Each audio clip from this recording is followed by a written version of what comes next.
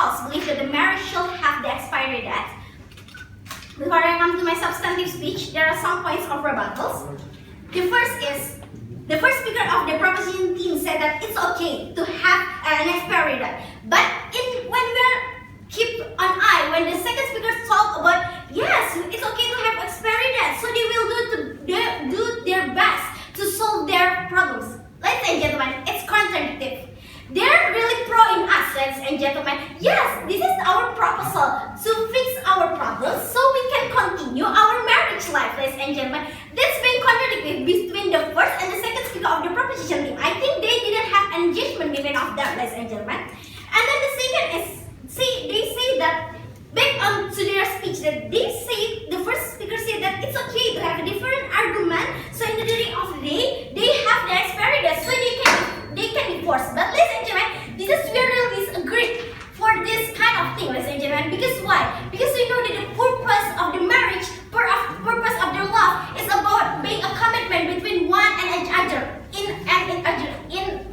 each other, ladies and gentlemen. With a couple, we have to make the commitment, ladies and gentlemen. Because of that, we cannot put that kind of thing in our marriage life, ladies and gentlemen.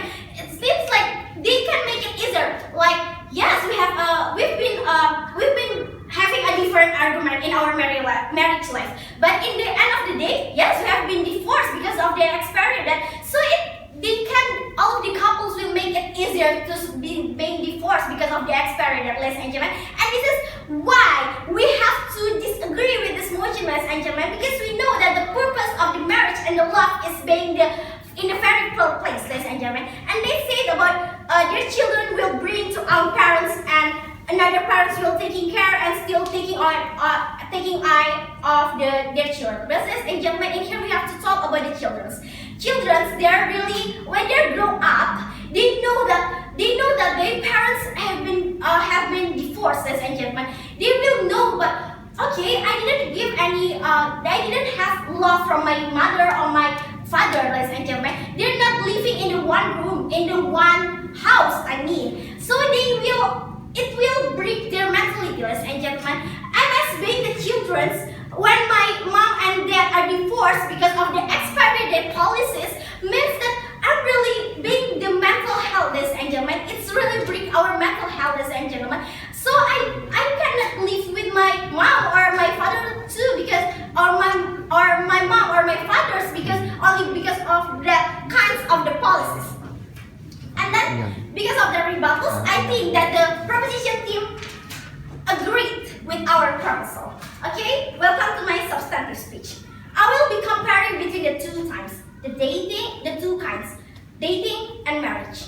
We know when we're talking about the dating, means that you're still not in really serious relationship, ladies and gentlemen. Seems like I like the person, then the person want me to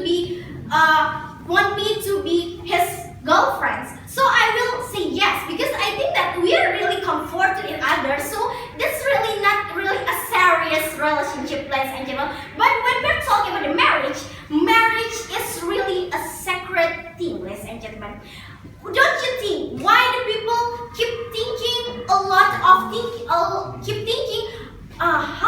why I didn't propose to them? Why I didn't propose to her? It seems like the marriage is really a sacred thing, ladies and gentlemen. Marriage is about we are living together, we're spending a long time with your couples, and then we have to taking care of your children, we have to separate our rooms, we have to separate our money, and then because of that, the marriage is really sacred, ladies and gentlemen. And then when we're talking about the marriage is really based on the commitment between two people, ladies and gentlemen. But in other hand, when you're dating, in here, when we're applying this kind of thing, the expiry date policies means that the dating is more better than you have to marriage to someone, ladies and gentlemen. Because why? Because dating have no expiry date, right? So it means that we have to dating all along our life to between rather than we have to marriage your person, your couples. I mean, because yes, in the marriage you have